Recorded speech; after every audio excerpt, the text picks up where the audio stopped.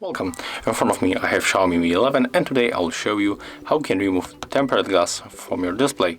So at the first, let's start from one of the edge. For example, let's go for the upper section of the screen. Then put your fingernail underneath this tempered glass like that.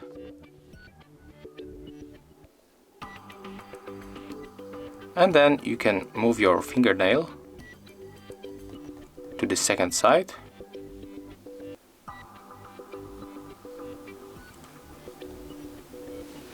Right now we can put the second finger and just do it slowly.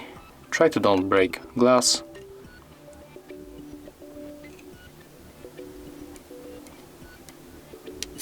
And as you can see, after a few moments, the glass is removed from the screen. And that's it. So if you find this video helpful, remember to leave a like, comment and subscribe to our channel.